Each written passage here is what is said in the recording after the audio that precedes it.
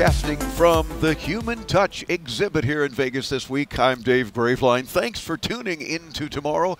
Don't forget, we have video of all the radio interviews, because not only do you get to see the guests, but those guests that have product that's small enough to bring to our broadcast area, we show you these cool new products. And even those like our next guests that have larger products, we're showing you video of some of the cool things that we're talking about. For example, this company created the S11, the first hydrogen-powered flying racing car made out of eco-friendly and sustainable materials. Pretty cool. The CEO of MACA, if I'm saying that right, is Chris Pineau? Pineau, P-I-N-E-A-U, yes. Yeah, okay, Pineau. How are you, Chris? I'm doing great. Thank you so much for inviting me today. Appreciate it. It's a pleasure. Welcome into tomorrow. So we met last year here at this show. Absolutely. And I got to wonder what's new for you guys these days. Well, many things are new. The first one is actually we initiated a partnership with Red Bull Advanced Technologies.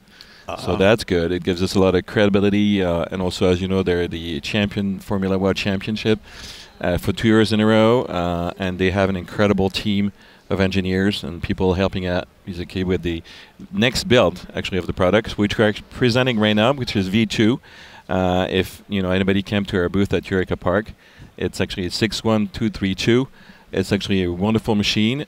Should be ready for presentation for the first demonstrator, Scale 1, at Le Bourget show, which is the biggest air show on the planet, by the end of June. And hopefully we'll have the final product with powered by hydrogen by 2024, by the end of 2024, launching championships by 2025. So cool. A pretty tight schedule, but hoping to be on time for those incredible races that you're going to see, because we're talking about flying Formula One here, which is pretty cool. Flying Formula One. Yeah. So that we're really talking about a flying racing car. That is a flying racing car, absolutely. It's called, in our jargon, we call it a VTOL, which is vertical takeoff and landing products, eVTOL for electric. And like we said, we're hydrogen powered, and it's really a next generation thing. So the hydrogen gives us a little bit more autonomy, because the autonomy, if it were only to be electric, would be about 10-15 minutes max. Thanks to hydrogen, we can go up to 25-30 minutes. And then you just refuel, if I can say, from hydrogen on it, and it takes about 2 minutes to do this. So it's like a pit stop where you can go and back. Because I was going to ask why hydrogen, so you kind of answered a little bit of that question, I guess, too, but makes a big enough difference, no? Huge. Electric is great, and it's for the first step. It's wonderful because we can test out the technology.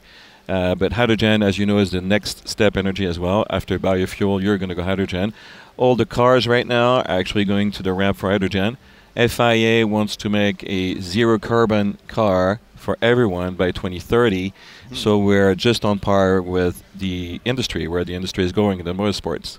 Well, quite a challenge, no doubt, but it sounds like you're doing it. I'm wondering, though, why you chose the sports world with this racing flying car. Well, this is a good question, and there's a good point for that. The reason we chose the racing and sports is because in our world, and the racing world in particular, but the flying world, as you know, if you're going to fly any object, you're going to have what we call certification. And certification is addressed by FAA, it's addressed in Europe by other government agencies, and it's extremely difficult to obtain today. It takes years, it's a lot of money, a lot of energy, and today all the other big players in the air taxi transportation, for example, like VTOL, still don't have full certification, because you're flying over populated areas and also transporting people. So the security has to be absolutely 100%, 300% secure before you can do this. In our case, we're flying in a closed environment. You're flying in a racetrack, which is very, it's a totally closed environment, and you don't transport people. There's only one pilot on board. So for that reason, all we need is a permit to fly. And that's why it's so much easier for us.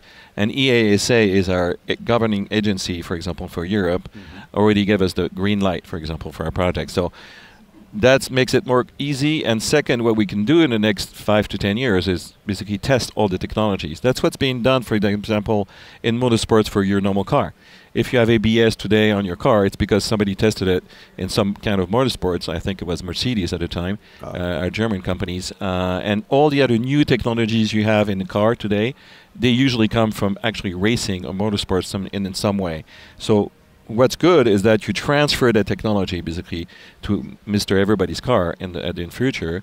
What we want to do is do exactly the same thing for flying objects and flying cars in particular. Gotcha. How far above the racetrack do they fly?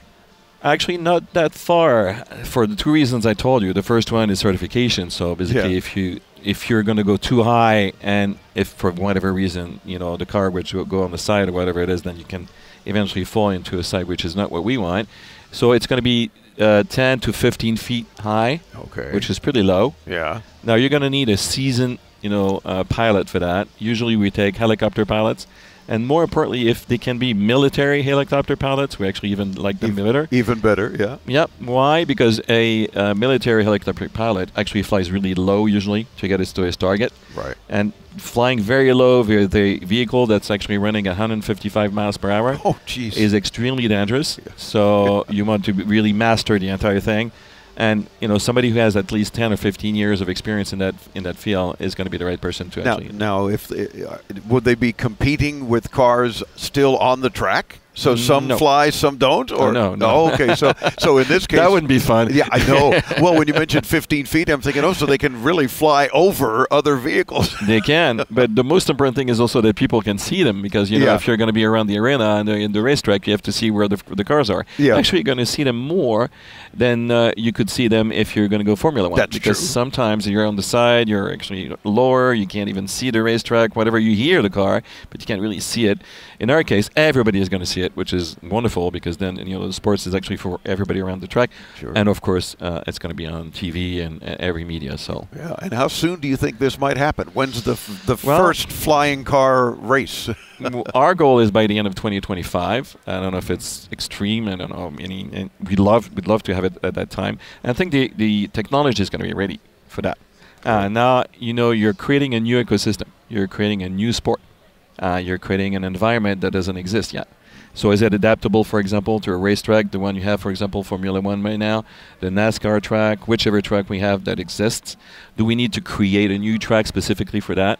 That's a very interesting question. Quite. We'll tell you when we did the first testing. I believe we can test it on some of the Formula One tracks and some portions eventually on Formula One tracks or NASCAR tracks, whatever they are. And in other cases, in other countries, whatever it is, we can do it in, aerodromes, what we call aerodromes in France, which is lower-end airports, where you actually recreate an environment around it, and you can create the arena for spectators around it pretty easily. And now that we have Formula One back in Miami, our hometown, maybe we'll see it, I hope. And you have Formula One back also in Las Vegas, by the way. Yeah, well, that's true. But we're only visiting here.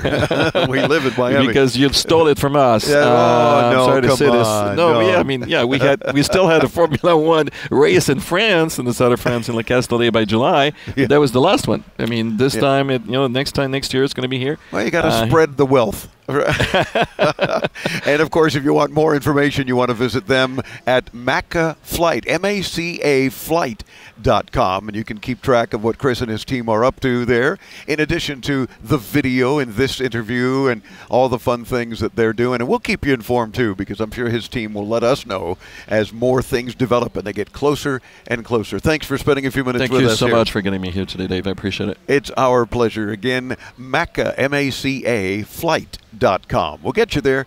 Just hit us up at your convenience at intotomorrow.com. I'm Dave Graveline. Stay tuned. Much more to come right here.